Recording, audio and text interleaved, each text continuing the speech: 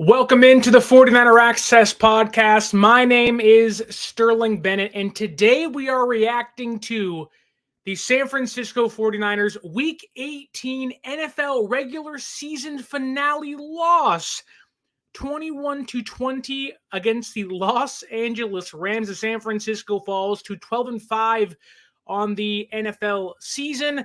I know the game really didn't matter, but San Francisco did fail to sweep the NFC West for the second consecutive season. And of course, it is Black Monday in the NFL. And while San Francisco shouldn't be affected by any of those coaching or GM changes, it is Black Monday. And while, again, San Francisco is not going to play for 2 weeks now, it feels like it's going to be so long until we get to see our Niners play once again. There's a handful of NFL news happening. We're going to react to yesterday's game against the Rams. But first, we do have some NFL business to take care of. The Falcons did fire head coach Arthur Smith late last night, like, was it 12 a.m. or 11 p.m. last night. The Panthers did fire their GM, Scott Fitterer, this morning. So they fired Frank Reich. Now the GM's gone, and Bryce Young's like, dude, like, why am I still here after one season? The Commanders this morning fired head coach Ron Rivera, which I think many of us would say that was expected. Also, many of us would say, yeah, it's about darn time that happened. And the reason why I bring up Black Monday and the coaching and GM changes is simply because the San Francisco 49ers, year after year since 2019, have seen their GMs, their assistants, their coaches poached by other organizations. And this year feels like it's going to be like every other in the past, because the Commanders have requested to interview assistant GM Adam Peters today. So we'll see if he does indeed leave. But Adam Peters being one of the prime GM candidates for the Chargers, if they do make a change there, or they already have, and who they're going to bring in. The Commanders having so many ties to the Kyle Shanahan era in San Francisco. They always show the coaches that were on that Commanders staff with LaFleur, McVay, and Shanahan, and Slowick, and McDaniel, and Raheem Morris, and so many others. Could Adam Peters be one to join the Commanders now, as they have I believe a top 10 pick? Eric Bieniemy still in the office. They're prime for a jump up in the standings. The Giants aren't very good. They're going to keep their head coach and defensive coordinator and offensive coordinator. So a lot of moves to come. But the NFL is in complete Black Monday mode. We'll see who else gets fired throughout the show and throughout the rest few days. Could Bill Belichick be gone? We'll have to wait and see what happens in New England. But diving into yesterday's game, I want to give two congratulations first. The first being to the LA Rams. No, not the team itself. They can go ahead and screw themselves. But Puke Nacua for the Rams yesterday did indeed break the rookie receiving yard record. So yards in a single season for a rookie. That now is Puke Nacua's all by himself. I believe he beat Justin Jefferson's record just a few years ago. Then in that exact same drive, he also broke the rookie reception record for a single season. So you could think what you want of Puke Nacua. Should he be a Pro Bowler? Should he not be a Pro Bowler? A stellar rookie season on behalf of the BYU product. A late round pick, looks like the steal of the draft right now for the LA Rams. They got three good receivers, mainly Cooper Kupp and Puke Nacua being the two main ones right there.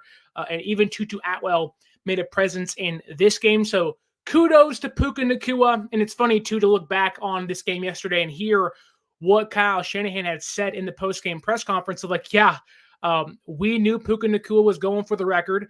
We knew McVay wanted to force feed him the ball. They double covered him a lot yesterday. Rams fans are pissed off because we wouldn't let them get the record early in the first half. Shanahan himself said that we wanted to make Puke Nacua play as long as we could. That was shortly into the second half in the third quarter, but still, you make one of the Rams' stars. I'm going to assume somebody they would had liked to have rested had he not been looking for a record. You made him play just over half a football game when he shouldn't have had to. So good job by Kyle Shanahan and the defense of San Francisco. And look, I know, again, this game means nothing, but that goes into the gamemanship of McVay, and Shanahan. The drives, we'll get into those, were very long. They were tedious, a lot of running, 10-minute, 9-minute, 12-minute drives for both these teams. You can tell it was a get in, get out, nobody get hurt kind of game. But even within that, there was this, hey, we're not going to give you the easy way out and give Puke Nacua a record. Even Diamador Lenore said they were sad that Puka got the record. They wanted to hold him under both those receiving yards and receptions for rookie records. Didn't happen. So Puka Nacua, great rookie season. I'm sure many bright things to come if he can stay healthy. But he wasn't the only person we have to give kudos to, because although he didn't play in this game, and it was a long shot for it to happen, Christian McCaffrey ended this season as not only one of the greatest Niner seasons ever for a player, not just running backs, but as receivers, tight ends, and offensive player. He's obviously going to, I think, be the offensive player of the year when it's all said and done. I'm sure he'll get some MVP votes as well. But I want to give him credit because not only did he finish as the NFL rushing leader, getting the NFL rushing title with 1,459 rushing yards, which in itself is impressive. He also finishes first in the entire league with rushes over 10 plus yards with 44. And then he also finished with the most rushes of 15 plus yards at 20. He had the most rushing first downs at 83. He had the most receiving first downs by a running back at 31, and the most touchdowns by a running back at 7 when it comes to the receiving side of things. 7 receiving touchdowns. So Puka Nacua, great year in yourself. Christian McCaffrey, otherworldly this season for the San Francisco 49ers. And again, that trade last year is, at this moment, one of the greatest trades in San Francisco 49ers history. We know that. The world should know that by now. What a steal. What a complete and utter steal to get the best offensive player in the entire league, basically for a year and a half so far for practically nothing, is certainly impressive by a Niners team.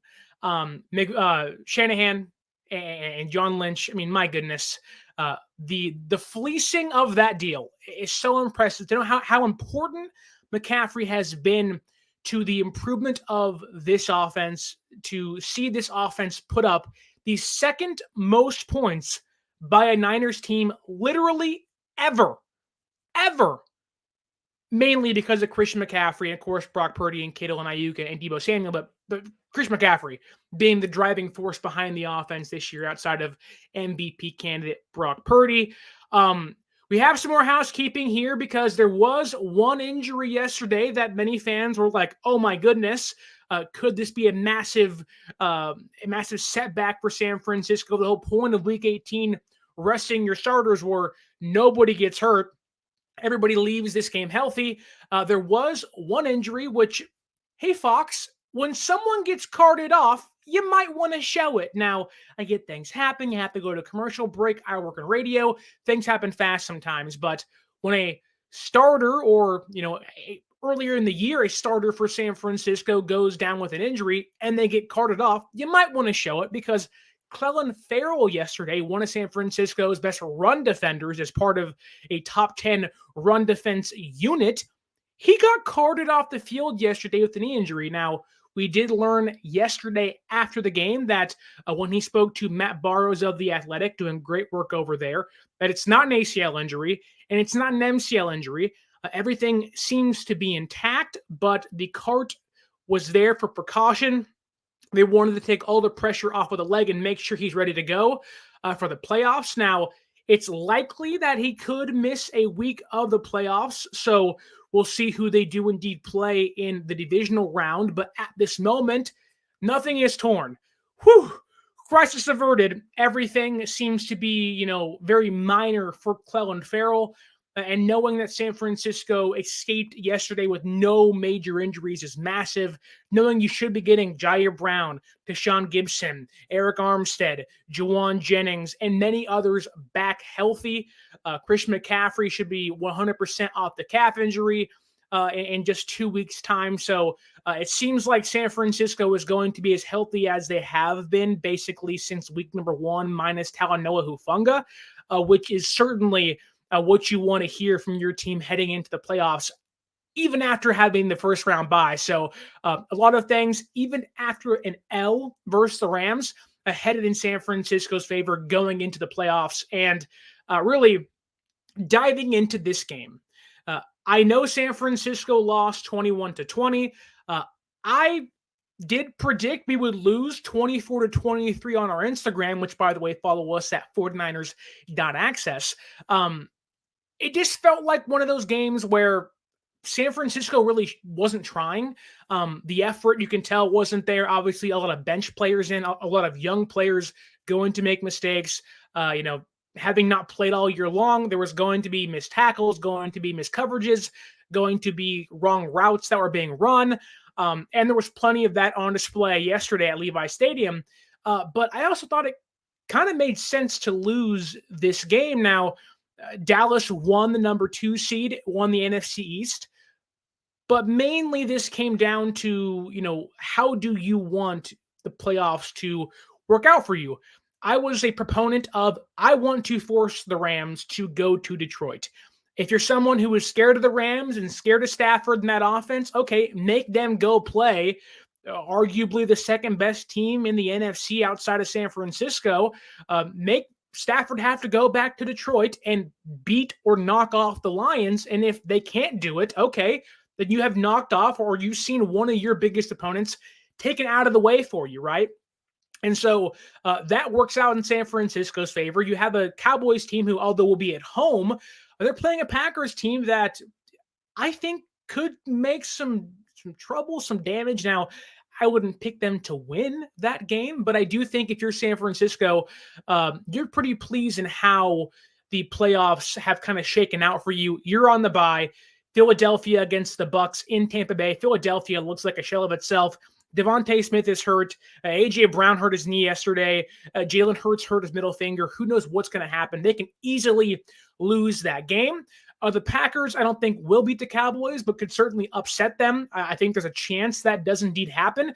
The Cowboys are a roller coaster ride, and if something doesn't go their way, Green Bay's knocking on that door, looking to break a star in half. And then you have the Lions and Rams, which I don't care which way you shake that. Knocking one of those teams out of the playoffs only helps San Francisco. And so they lost yesterday, the Niners did. I think it was a good thing for them. I think it made sense. I'm not saying they tried to lose. We'll get into why they did indeed lose this game, but I thought it was a good thing for San Francisco to lose this game yesterday because really no starters played. Sam Darnold got all the reps. At this point, who cares? Your eyes are towards, in 2 weeks, divisional round at Levi Stadium, not against the Rams in a meaningless game in week number 18. So let's dive into what indeed happened yesterday at Levi Stadium. I was really impressed by both the quarterbacks on the field. Now, again, there's always context here, right? Playing, how much can you glean from that? But this was a showcase for both these veteran quarterbacks to, in a way, resurrect their career or at least make themselves a viable backup or even bridge starting quarterback option for teams next season. I would assume Carson Wentz and Sam Darnold will not be here next year. And by the way, both these quarterbacks played, more so Sam Darnold than Carson Wentz, who I think did play better than Darnold. I just think Darnold's younger side, his age, certainly helps him. And I think if you give Darnold, let's say, someone like a Justin Jefferson, you give him a Alexander Madison, a Tyson Chandler, you give him Kevin O'Connell, I think if Kirk Cousins leaves Minnesota, there's a good chance Sam Darnold is the one getting the call. Now, they can trade up for a quarterback. They can draft somebody. It can certainly happen. There's so much time in between now and April, which is only 3 months away, right? I do think Sam Darnold looked good enough to at least be another bridge quarterback in the NFL. On the day, finished 16 for 26, had 180 passing touchdown on the day, and we'll dive into his good throws, you can say, because early in this game, I thought Sam Darnold was playing arguably the best he ever has. Now, again, you lose by 1 point. Now, many of that is Jake Moody's fault, but you lose by 1 point. Second half wasn't as good as the first half. We know this. But when it came to just singularly or singling out his play in itself, I thought Sam Darnold looked like a viable option at quarterback for a handful of teams that need somebody. You don't think the Falcons wouldn't want Sam Darnold after this year? Because yikes, what they have going on over there is disgusting. But there were a handful of plays even on the first drive of this game. Darnold escapes the pocket, escapes some pressure, runs to his right and throws cross-body to Charlie Warner for 20 yards downfield. Right there in itself, escapes pressure, doesn't get rattled, and finds the man to extend the drive, extend the play. Later in that drive on 3rd and 4, Darnold steps up in the pocket and finds Ayuk on a comebacker. And then, even on that first drive again, he's checking things down, literally no look. Like, Sam Darnold's making no-look check down passes to Elijah Mitchell now. It's a check down, but when you see the quarterback looking this way and the ball's going that way, and you're like, hey, his head didn't move. Obviously, his eyes did, but it's basically a no-look check down pass. Like, if you're Kyle Shanahan and Brock Purdy doesn't play in this game, and I'm sure in the back of his mind there is some thought of, hey, I've seen Jimmy G go down. I saw Trey Lance go down. I had to freaking play Josh Johnson last year in the biggest playoff game of the season. I'm sure there is some, if Brock Purdy, fingers crossed it doesn't happen, but if Brock Purdy does indeed happen to have a stinger again, that Sam Darnold could come in and do some, at least maybe some damage, or at least keep us in a game against someone like Tampa Bay, or against someone maybe like the Eagles, or even somebody like the Rams, where Darnold does have, like, I talked about it so much in the offseason when they signed him. I get the stats aren't good. I get the Jets and the Panthers' history on him just makes him feel dirty. But what Sam Darnold, like, the arm talent that he has is probably the best on the team. Now, I do think Brock Purdy has kind of closed that gap by what he's done with the deep ball this year, but just sheer arm talent, not talking about decision-making, processing, Sam Darnold has always had one of the better arms in the entire league, and I do think in the first half of this one, when you're making no-look check-down passes, extending plays, maneuvering in the pocket, I do think there was a lot of good on display for Sam Darnold. Continuing on here with him, even again on that first drive, this was like the first drive. If you point to, like, hey, put your best work on tape, I truly think it was this first drive. They march all the way down the field, 75 yards, score a touchdown. But on that first drive, you saw kind of an RPO, right? Or at least an option for a quarterback where he fakes, hands the ball off, and he finds Ayuk on a slant in between two defenders. That ball had to be perfect timing to fit it in. And in an offense that is so tied to timing, it's so timing based, to make that throw, it's really impressive. It's throws like that will make other quarterbacks that run a similar system, like the Vikings, right, and make you say, okay, like, that's impressive. Like, those are plays that extend drives. Instead of a 2nd and 8, it's a 2nd and 3. It's plays like that make you say, hey, can we have an upgrade over Nick Mullins or a Joshua Jobs, right? And I do think that Darnold on that first drive, if he's going into free agency and they say, hey, show us your film reel, it's like, look at this first drive of Sam Darnold's. But it didn't stop there, because even later in this game, what does he do? He climbs the pocket and he finds Chris Conley for 48 yards down the field over a defender. Uh, Maybe Darnold's best throw, certainly his best deep ball of the game. Had a handful of those dropped. Conley dropped one later in this one too. Even McLeod dropped one on the final drive of the game. So some of his yardage is definitely hindered by receivers not completing passes and completing catches. But I thought Darnold was, again, at least in this first half, really impressive. San Francisco should have won this game. And I think if you're Kyle Shanahan, you have, like, there is no, well, I'll rephrase this here. Well, yes, if Brock Purdy goes down, they're still like, oh my goodness, we lost our MVP quarterback. There's going to be a drop off. But in a system like this, where he's going to have Deebo, going to have Kittle, McCaffrey, Brandon Ayuk, like, I don't think there is this, we're going to tremble and just crumble under the pressure. I think Sam Darnold was good. And I think for him, in the showcase game, I think he has put himself, I don't want to say in the upper echelon, but he's going to get offers. He's going to likely be out of San Francisco next season, barring something crazy happening. He's going to find himself probably in a battle with a young quarterback fighting for quarterback number 1 next year, whether it's Atlanta. My pick is Minnesota if Kirk Cousins leaves. And I wouldn't even be surprised if it's a Denver Broncos situation where it's like, hey, we have some weapons. We just need a quarterback that's cheaper, but not tied to for too long and can actually make some plays. Now, is the Kyle Shanahan effect on Darnold bigger than what it looked like? I'm sure it probably is. But I do think you put him in a similar system. Like, Darnold put really good things on tape yesterday. And if Brock Purdy goes down, again, hoping he doesn't, because if he does, I'm sure there will still be people saying, including myself, saying like, oh my God, like, here we go again.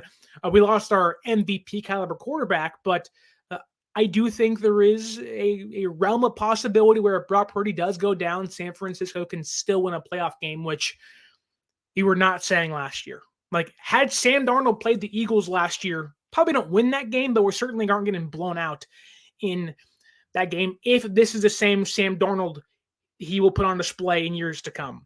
Carson Wentz in this one, I thought was also really good. 17 for 24, 2 touchdown passes. Carson Wentz is one of the most confusing people in the NFL. So goes from top tier talent, number 1 overall pick ahead of Jared Goff, is an MVP, supposed to be winner, tears the ACL, can't come back. Nick Foles steals his thunder, then just can't figure it out, goes to the Colts, isn't that good anymore. They lose to the Jaguars last week of the season, and they don't go to the playoffs. Goes to the Commanders last year. We actually see Carson Wentz last season against Washington late in the year, and then just doesn't have a job. And I think for Carson Wentz, he's always had the body. He's always had the physical tools, but the ACL injury just completely derailed his career, which certainly just awful for him. But he is the best quarterback at NDSU. And what he actually can still play. Like, him or he, along with Darnold, I think what he did yesterday, you put them in a Kyle Shanahan, McVay, Chris O'Connell, LaFleur-like system, McDaniel-like system. Albeit McDaniel has a lot of different things going on there. I do think that there is like a chance he's going to have a job next year. Like, he looked really good. And especially when you have a player who tore the ACL, who just wasn't the same afterwards, but is a big-bodied guy. He ran the football 17 times. I counted 14 designed quarterback runs for Carson Wentz yesterday. 17 carries, 56 yards. He was both teams. He was the leading rusher for both teams yesterday. 56 yards and 1 touchdown. 3 total touchdowns for Carson Wentz yesterday. Really impressive, making layered throws, extending a lot of plays, even plays that ended up being sacks. You were like, how the heck did he do that? Now, fresh legs against backups, what does it mean? Who knows? But I do think, again, like Darnold, you put Wentz in a system where there's not a lot of pressure. He can make easy throws. Don't put him in Washington again. Don't put him in the Colts with Frank Reich a couple years ago. You get him a Shanahan-like system where it makes the quarterback's job 10 times easier. Darnold and Wentz are smart quarterbacks. They can process pretty well. I do think if you put both those guys in a Shanahan-like system, at least what was showcased yesterday, like that was the plan, and they both did a great job for their stock going into free agency. Moving along here, Elijah Mitchell, 14 carries, 52 yards, and 1 rushing touchdown. Mitchell's always been that mixed bag for me because on one hand, everyone points to 2021. They had Jeff Wilson. He got hurt. And there really was nobody else. You lost Raheem Mostert. Who was going to step up? And it was Deebo and Elijah Mitchell. And everyone says that Mitchell was so good that year and he proved so much. And you're like, yeah, he did. And then since then, he's been a shell of himself. He can't stay healthy. He was awful against the Rams in the NFC Championship game. And he just hasn't been, who we thought he was going to be as a raging Cajun 6th-round pick, right? But the past few weeks, I think we are seeing a much healthier version of Elijah Mitchell. He's actually played 2 games and not been hurt. Now, he did get sick in between this game, but he did play. Has touchdowns in back-to-back games. Got his first one against the Commanders last week. Got one against the Rams yesterday as well. And I think with him, the sign of him being healthy is how aggressive and how much contact he's looking for. When he's not right, he's trying to avoid contact. When he's healthy, he is lowering his shoulder, running into linebackers, unafraid to take on safeties, coming downhill against them. And in this game, there was one run for 14 yards where you said, man, like that is the Elijah Mitchell that I know. That is the Elijah Mitchell that we saw in 2021. And again, you add that to a Christian McCaffrey backfield, you got yourself a 1-2 punch that might be the best in football next to Montgomery and Jahmyr Gibbs in Detroit. Another reason why you don't want to play the Lions, right? But Elijah Mitchell, like, good stuff. I hope we're not seeing a report on today or Tuesday where it's like, he got hurt again, and you're like, God, like, come on, man. Like, what are you doing here? But yesterday, impressive for him. Outside of running,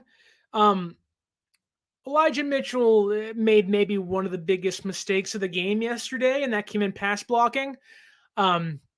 Initially, I didn't see what exactly happened, but it was a 3rd down play. San Francisco needs to get a first down here, back on the board, extend the drive. I believe they're down 21-20 at this point. If not, it's 20-14. Or excuse me, it's 21-20. Sorry. My notes are all discombobulated, so stick with me here. 21-20, and Darnold drops back. Matt Pryor's playing right tackle, who him and himself is already a liability out there. He drops back. Mitchell undercuts to the right tackle as the defender's making his move. Pryor's like, I can't do anything here because I got tiny Elijah Mitchell, Mighty Mouse behind me, like undercutting my arm as the defender's running by me. What do I do? Darnold gets sacks, the drive ends, and you're like, what the heck was that? Now, my initial thought was Matt Pryor, oh my goodness. But now it's like, what are you doing, Elijah? Like, you can't, like, if you're going to help block, fine. But don't undercut your right tackle. Like, it sounds so simple. I get it. You're in the heat of the moment. Things happen fast. Maybe Elijah didn't see him. That goes into poor awareness. But you're sitting there and you're like, this is a 3rd down play. McCaffrey doesn't do that. Jordan Mason won't do that, which we'll get into Jordan Mason's usage because it was so bad yesterday. Or at least I have questions about it. But Elijah Mitchell running the football, you get an A. You get a B+, right? But pass blocking, you're already a small guy who likes contact. I love that mentality. But don't undercut your right tackle. Like, you're going to get, even if it's Sam Darnold, you're going to get Brock Purdy killed doing that kind of stuff. So maybe we don't have Elijah Mitchell in pass blocking situations again, Kyle. That's just me. But I digress. Moving on here, Jordan Mason, only 6 carries, 36 yards, the most efficient runner yesterday, led both teams minus Deebo Samuel with 6 yards on the ground per carry. Also had the longest run of the day for 16 yards between both teams. And I'm just still confused as to what's the plan here. Now, I even said coming into this one, maybe you want to save Jordan Mason because he is so good on special teams. You already got McLeod back. You have Mason out there. You're hoping you get George Odom back to kind of complete your special teams trio, right, that you brought in a couple of years back to complete that unit, make it better.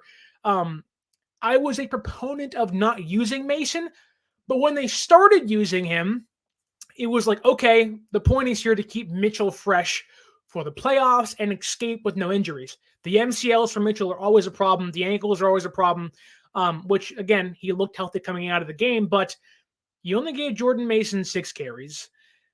If the plan was to keep your special teams unit fresh, then I had no problem with it. But let's just work under the assumption that something else happened. I know it sounds weird doing so, but when your running back is your young running back, mind you, who I think has proven to be your second best rusher on the team, maybe outside of Deebo and McCaffrey, he's getting 6 yards a pop. And I thought in this one, Mason had arguably one of the best plays of the game. Despite only getting 1 to 2 carries in the second half, I thought Mason had an amazing play in this game. He caught the ball one time. Darnold on the move, Mason kind of cuts up and then kind of spins around, catches the ball, makes a guy miss, and goes for 12 yards. And I was like, wow. Like, you wouldn't expect Jordan Mason to be a stout pass catcher. And although only one play, I was like, okay, like, you're making guys miss in the open field. You're doing the darn thing. You're a big-bodied guy who I don't think anybody wants to face one-on-one, especially the smaller secondary of the Rams right now. Again, there's backups on the field, but for Jordan Mason, it's 2nd and 20. He makes a guy miss and gives you a 3rd and 8. And you're like, those are the moves that change the outcomes of games. And I believe that was on the drive where they get the interception off Taylor Hawkins. Banks gets the holding call, moves him back to 2nd and 20. On the very next play, Mason gets you 12, giving you a manageable, although not perfect, not ideal, a manageable 3rd and 8 to get yourself 4 or 5 more yards and gave Jake Moody a chance for a field goal. Without Jordan Mason on there, that field goal is never kicked. Now, he missed it, mind you, and we'll get into Jake Moody in a second here. But what Jordan Mason did was make a winning kind of play, a game or a play that changes the outcomes of games. Now, if Moody makes that field goal, we're sitting here talking about Jordan Mason's 2nd and 20, 12-yard play being arguably the biggest of the game for the offense to set up that field goal in the 3rd quarter, right? And so, like, I don't want his effort to go unnoticed because Jordan Mason has been, I think, this team's 2nd best running back for 2 years now.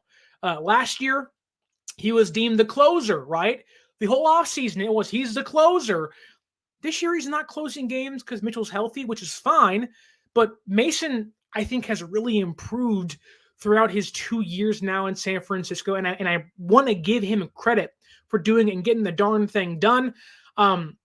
Let's go to the receivers now because Deebo Samuel, good old chain grabbing, chain tucking Deebo Samuel.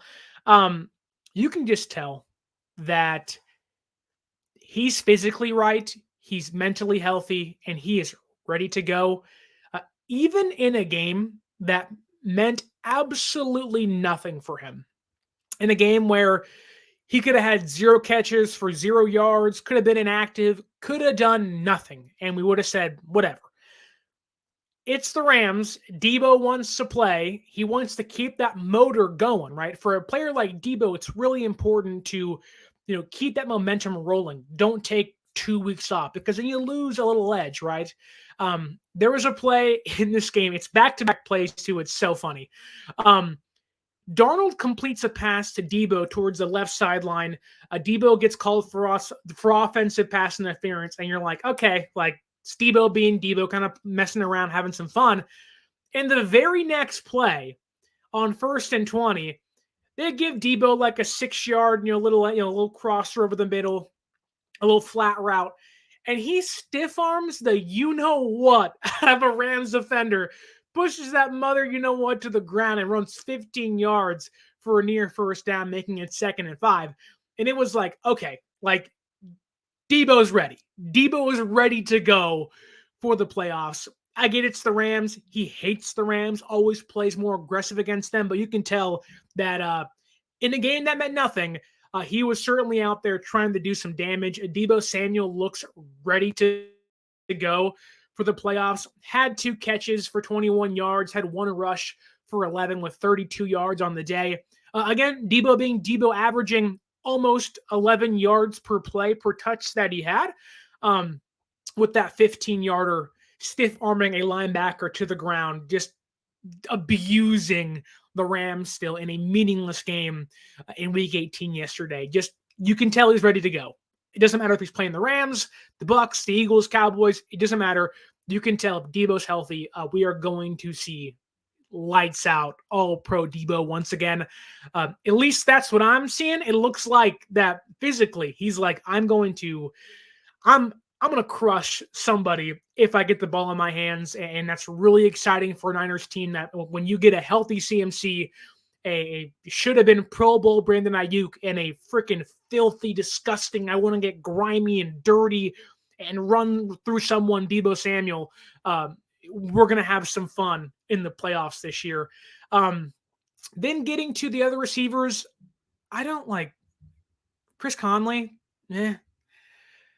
McLeod was okay. Like, McLeod is really the special teams guy, right? Where he can make an explosive play on an end around here or there against the Commanders last year. And you're like, cool, great. There's more depth with him on the field.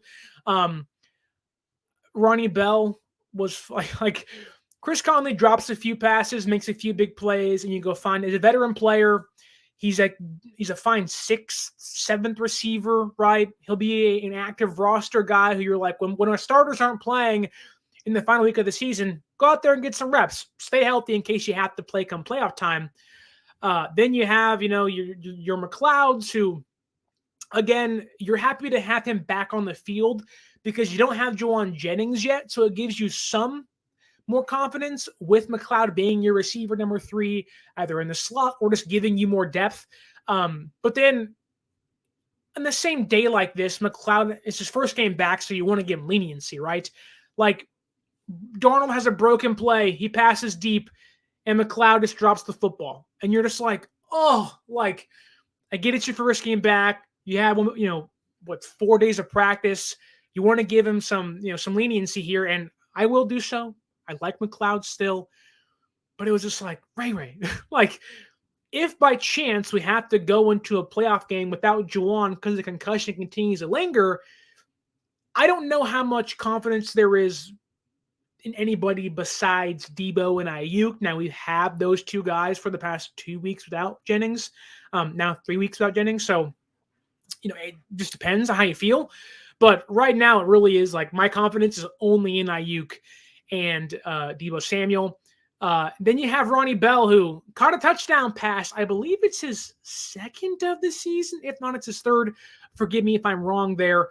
But it's so funny because on a day where he gets a touchdown pass, he's out there screaming and yelling, having a good time. And we're like, look at Ronnie Bell, right? Like, he might be the person to overtake Juwan Jennings if Jennings leaves in the offseason, right? And on the exact same game, Ronnie Bell, you get the good touchdown pass, and you get the, like, what the heck are you doing kind of stuff, where literally on 3rd and 14, Darnold overshoots Bell. There was miscommunication there. I think Darnold wanted him to cut back inside towards the hash mark, towards the seam. Bell was towards the sideline more. And they cut on the TV to Shanahan, and Deebo sitting there like what's going to happen, right? And Shanahan's like, what are you doing? And you're just like, Ronnie, oh, like, you got a touchdown pass, man. Like, you're riding high, and all of a sudden Shanahan's like, this is why I redshirt players. This is why you saw people like Brandon Ayuk and Dante Pettis and Danny Gray, and albeit Ronnie Bell has performed better than Danny Gray and Dante Pettis, I think, or at least has shown more promise over a full season of play on a really good team, you sit back and you're like, Shanahan sitting there like, my doghouse, put the heaters on, get the blankets ready, buddy, because you're going to be in there in a hot second. You fumbled a handful of times on punt returns. Now you're running wrong routes. It's just like, okay, like Ronnie Bell, playoffs, might be inactive for a little bit, or, could definitely see him riding the pine for a hot minute once the playoffs come, especially if Juwan Jennings is back. I do think Ronnie Bell has put himself in a good position to impress Shanahan next offseason in OTAs, in minicamp. He's already jumped Danny Gray on the depth chart. If Juwan Jennings leaves, and this is the last we see of Bell this season, there has been good, there's been bad. What else do you expect from a rookie? This next offseason program for him is going to be massive for how much he plays. I can't wait to see what he can do. Going to defense now.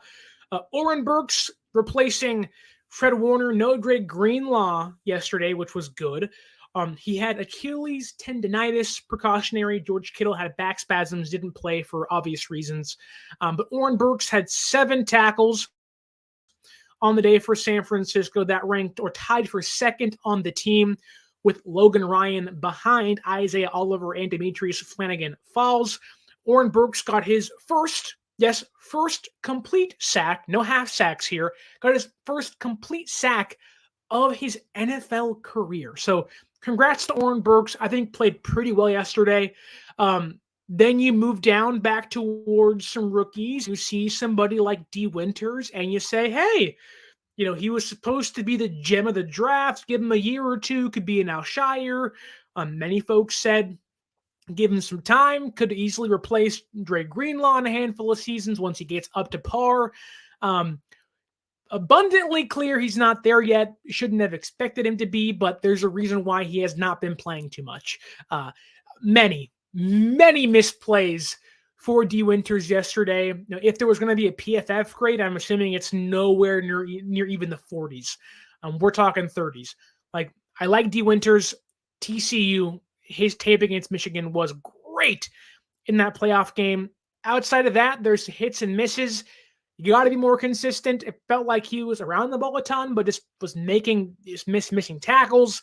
A lot to learn for the young linebacker. He has plenty of time with Warner and Greenlaw under contract here for a handful of more seasons.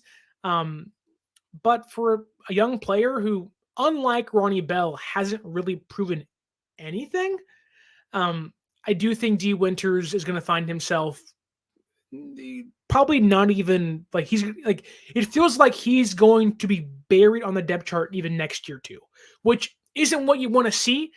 There's a whole off season to improve. Maybe that changes. When you have guys like Fred and Greenlaw, they can certainly teach you up and coach you up, and you have Johnny Holland there doing his dirty work behind the scenes, right? I just hope Winters brings the motor he has, because if Winters is playing like he did in TCU, we got something special. His first extended play of the season just wasn't that pretty. There's a reason why we're seeing people like Oren Burks and DFF, and even at times Curtis Robinson activated over him. But first really career game where he plays a lot. There's a reason why he wasn't playing a lot. Not too much to say there. Robert Beal Jr., when you lose Clelin Ferrell, you say, who's going to step up? Albeit very different roles on a game where you want to rest Nick Bosa and want to rest Chase Young. Didn't get to rest Chase Young too much in this game. But Robert Beal Jr.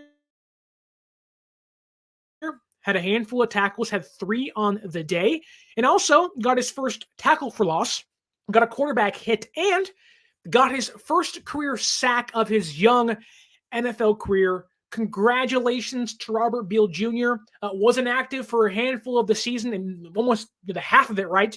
Didn't play in training camp and OTAs because of injury.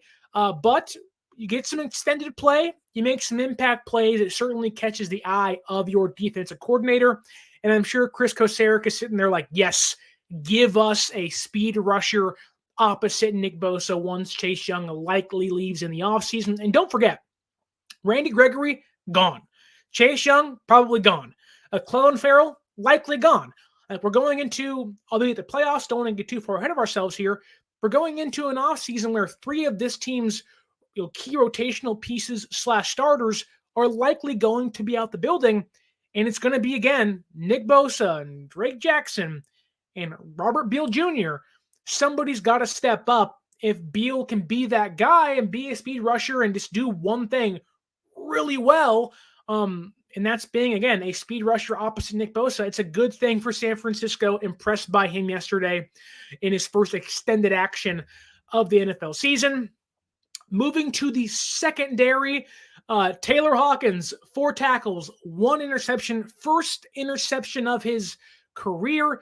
Taylor Hawkins is somebody who I thought was going to make the team last year. Spent most of the season on the practice squad. Liked what I saw from him in OTAs and training camp, but got injured, got cut, got re-signed to the practice squad about a quarter of the way through the season. Then this team loses Hufanga. Then Jair Brown gets hurt. George Odom gets hurt. And you're like, okay, who's playing safety? Want to give a ton of credit to Hawkins and Logan Ryan. Both those guys starting and playing the entire game for San Francisco. And even Hawkins going further into his game, he almost got half a sack on the play where Burks got his first full sack. So Hawkins, I thought, played really well. Now, had 1 blunder on the day, but you get a pick. You put your team in a position to get a field goal, get some points. The offense fails, mind you, but you do your job defensively. You get a pick, get a takeaway. You make a really nice diving catch. Like most people don't make that play. It's a diving catch by Hawkins for interception. Great job by him. Again, it's 14-7. If Moody makes that field goal, we're sitting here saying San Francisco wins 23-21. He did later get called for a 48-yard defensive pass interference on a deep pass by Carson Wentz, which gave or would set up a Rams touchdown. But I'll forgive you, Taylor Hawkins. I like your game, and when it's your first career start, you can forgive some late game, maybe tired reps. Right? It's okay. Like it happens. It's fine. But I thought Hawkins played a pretty good game for San Francisco. And it feels like every time there's a good thing for San Francisco's, whether it's defensive line and the secondary, then you have something that isn't too great. And by too great, you look at Darrell Luter Jr. So let's go back to Luter Jr. in his whole draft time, right? Where, where's he going to get picked? San Francisco met with him like 5 times. They loved him coming out of South Alabama, right? They pick him in, I believe, the 5th round or 6th round, late round guy, right? Where you're like, he's lengthy. He has a body to him. He'll be a good man cover cornerback. He should be one of the guys you lean on, whether it's this year, not going to happen, but next year and years to come, not knowing who Ambry Thomas or Womack was going to be when this year started. The expectation was Luter could be a player in some time for you in San Francisco, but gets hurt, doesn't really take part in training camp, doesn't take part in preseason, misses half the actual NFL season, makes his return on Thanksgiving, has a touchdown saving tackle on special teams in that game, then doesn't play much afterwards. In this game, you go, great. Like we get to see a little bit of Darrell Luter Jr. in this one, how he covers and whatnot. Now, again, it's against backups, but still, what's the technique like? If a rookie can come in and shut down a 5-year vet like Tyler Johnson as a backup, that's a good thing for him. It's expected of him. Now, I don't think he was awful. I thought he was a rookie, which isn't a bad thing. But on a play in this game, right after his rookie cohort, Robert Beal Jr. gets his first sack. We're riding high. It's 3rd and 17. You can shut down the LA Rams, get the ball back, maybe go and win this game, right? 3rd and 17. It's a high-low concept coverage, and Luter bites on the underneath guy, leaving Wentz to find Hopkins for a 29-yard play on 3rd and 17. And you're just like, how do you let that guy get that open? How do you bite that hard Like, high-low is something practiced in college, in high school. Like, what are we doing? It stinks. It sucks for him. That's the one mistake you point to and say, that's not what you want to put on film. But I will say this, with time, once the instincts build, once you have chemistry and camaraderie with the safety and your other cornerbacks, those things will likely change. How many times do we see a starting cornerback that's young come in, blow a coverage, blow a concept, and the next week it really isn't that big of a deal, right? Look at Ambry Thomas just 2 years ago. Now 3 years ago, which is just time is flying by, right? 2021. He looks horrible against the Falcons. The Bengals are just crushing him. Jamar Chase, T. Higgins are going deep left and right. Now, San Francisco wins both those games, but you're just like, we have a liability. Like, we need Rhett back. We need Mosley back. Oh, my goodness. And with time, Thomas got better. Now, obviously, starting in San Francisco again, opposite Lenore and Mooney Ward. But with time, with reps, the hope is Luter can improve. And I truly think with an actual offseason program, with an actual training camp to go through, with preseason, and having not missed half of the regular season, I do think we would have seen a different Darrell Luter Jr. on the field this past Sunday. So I'm not going to hold it against him too much. But what I am going to do, because we have a serious conversation to have, because a problem that occurred during training camp and preseason and during this team's 3-game losing streak has reared its ugly head potentially once again. And, well, it goes by the name of Jake Moody. Jake Moody, my boy, my friend, my soft-spoken kicker out of Michigan. Go Big Blue. Am I right? Wow. Just the ups and downs of Jake Moody. Like, we all heard, and I talked about it so much during training camp and OTAs of like, he's kicking 64-yard field goals, against the wind. He's booming these things. He's got a leg. Oh my goodness. It's going to be awesome. They're going to be so much more aggressive with, the offense, and they can kick these long field goals. And I think all of that, when you look just at training camp and OTAs, was true. I think at certain times this year, it has been true.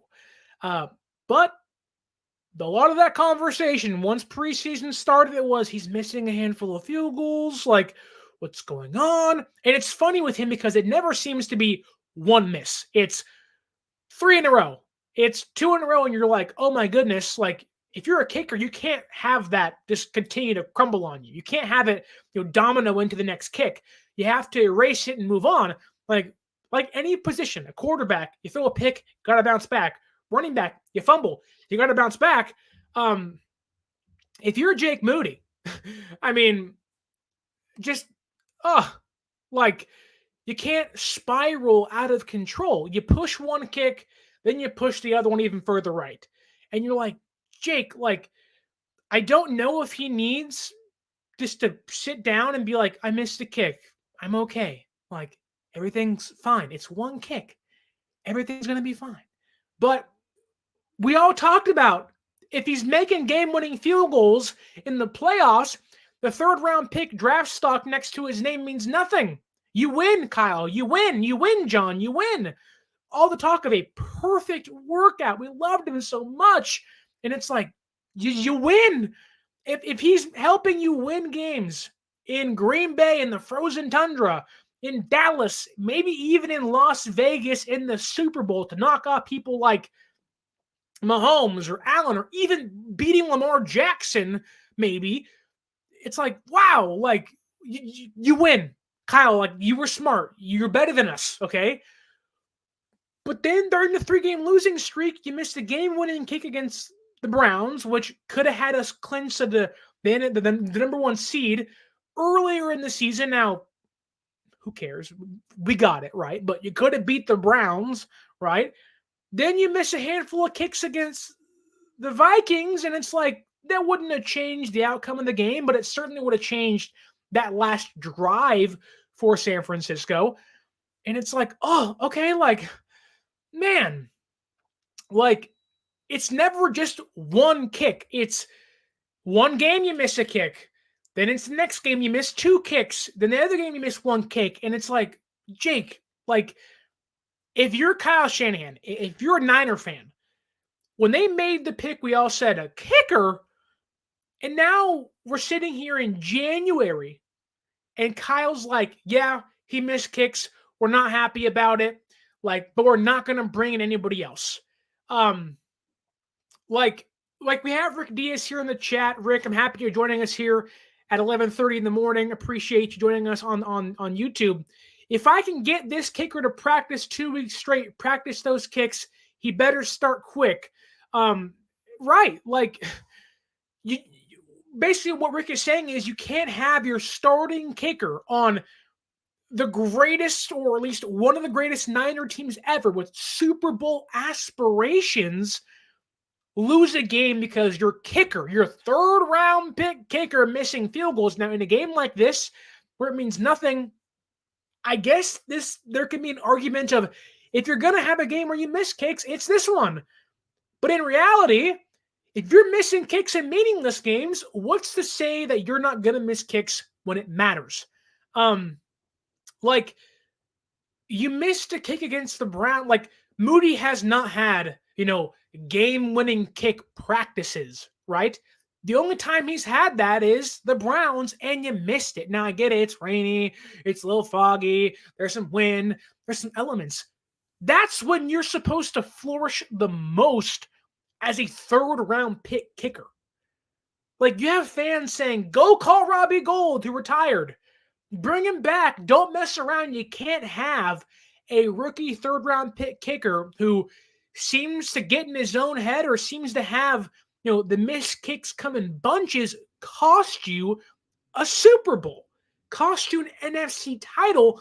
And to give Jake Moody credit, it was his first missed extra point of the season, but this game would have been 21-21.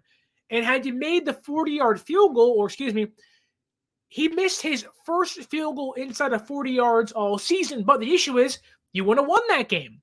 Like, if you're Kyle Shanahan, and in 2 weeks' time, no matter who you're playing, if the score is, let's say it's, 21-23, you're down. You have 2 minutes to score. Do you feel comfortable sending out Jake Moody at the 36-yard line? No. You're like, you got to get me inside the 15, brother. You got to get me inside the 20. Because there is no way I am sending him out there to kick a 50-yard field goal, to kick a 40-yard field goal. It's, hey, we got to get this ball to the 20. And we got to make sure this thing is 33 yards to give us the best chance to make this kick. Because Jake Moody has been, albeit great inside the 40, albeit great on extra points. It's a game-winning pressure situation. I can't have you missing kicks, my guy. Like, I would not, this won't happen. This won't happen. Shanahan will trust his guys because you already made the pick. You already stuck to him now. You already doubled down saying we're not bringing anybody else in. He's going to send Jake out there. But I guarantee you in the back of Kyle's head, he's like, we got to make sure we are in no position to put this game on Jake's shoulders, on Moody's shoulders. We got to make sure we're ahead by 10. We got to make sure we're ahead by 4. We have to make sure, whether it's the Bucs, the Eagles, the Lions, the Rams, it doesn't matter who we're playing in any game. You got to win 2 more games to get to where you're going.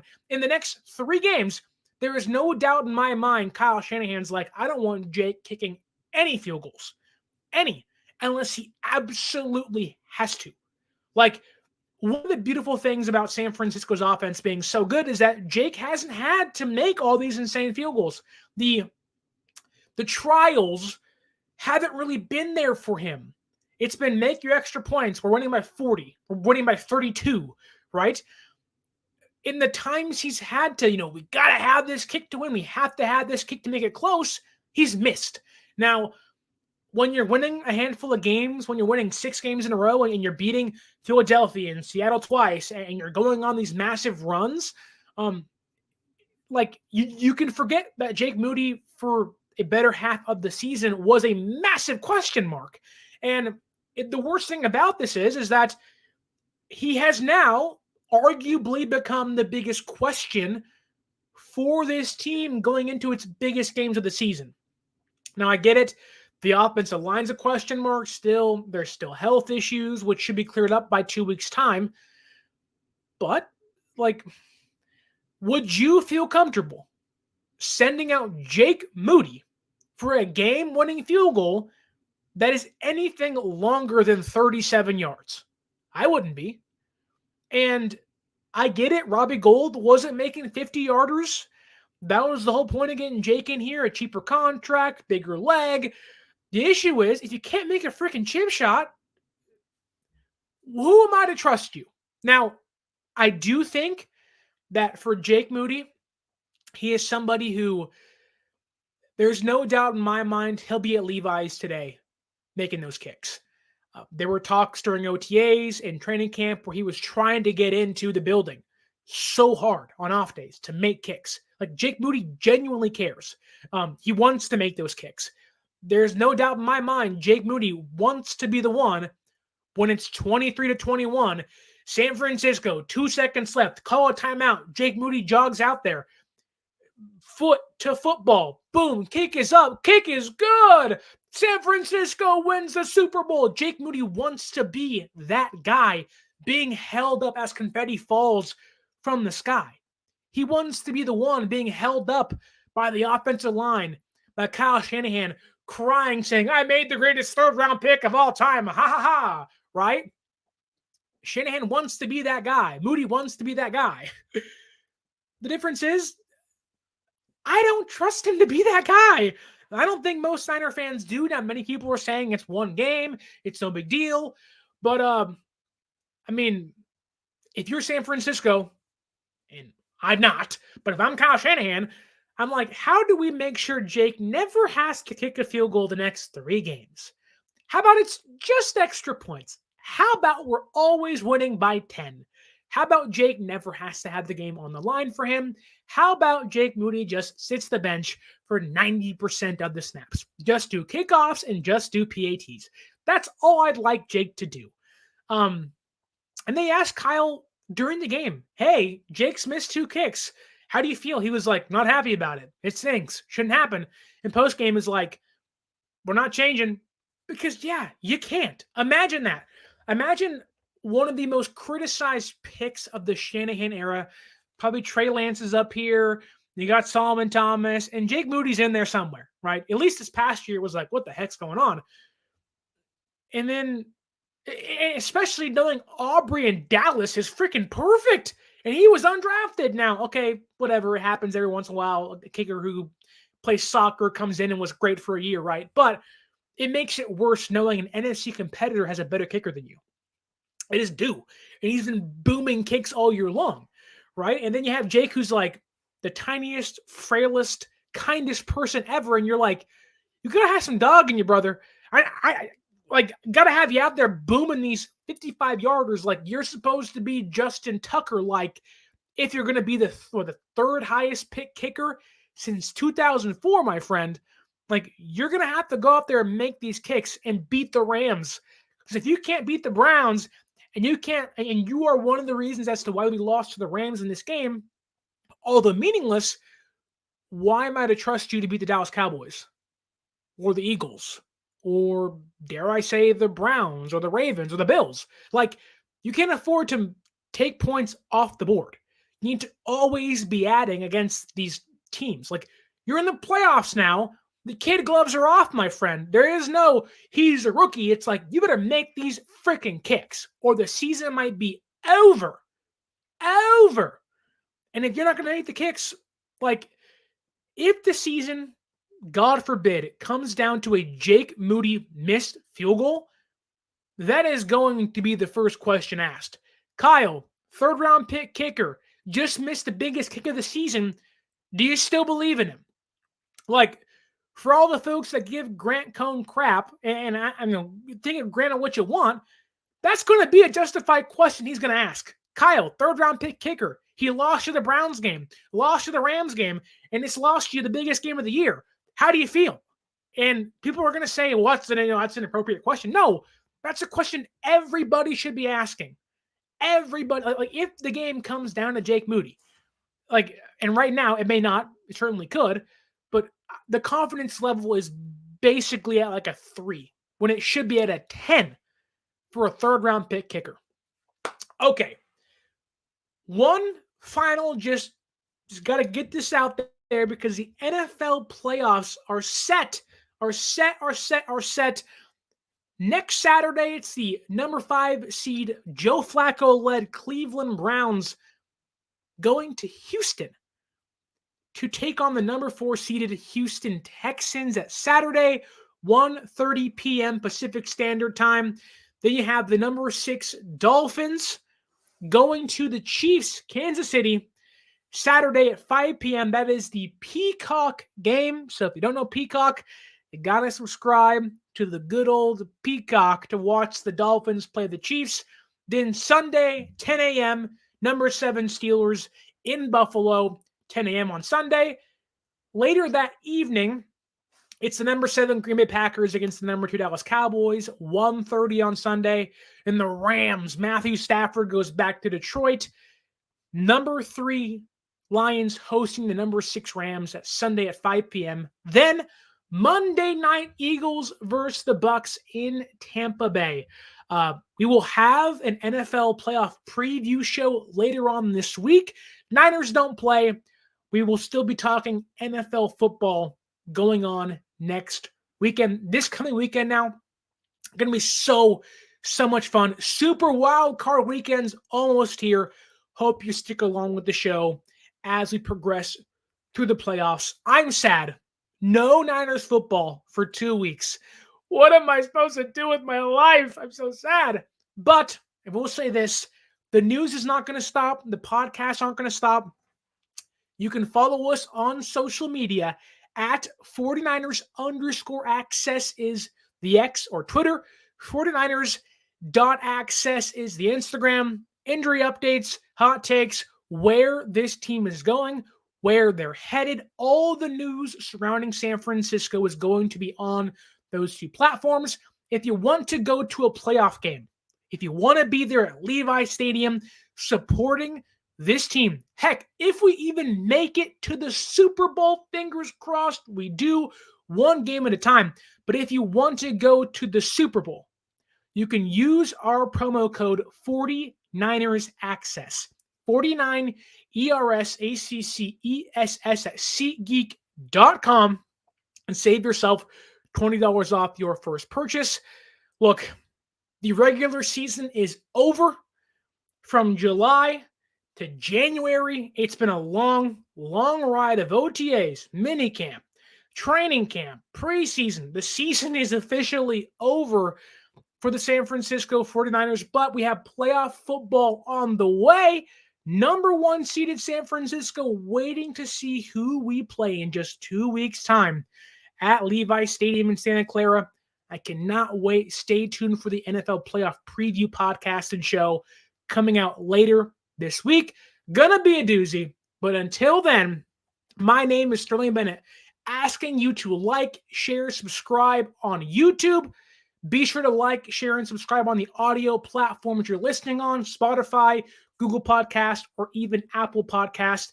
It means so much. Leave a review. Give us 5 stars. Tell us anything you want in the review itself, or just give us 5 stars and go about your day. Right? The holidays are over. We are officially into playoff time. We want to see the show grow and grow and grow because guess what? Playoff time, it's gonna be insane. Can't wait for that. Thank you for watching. Thank you for listening.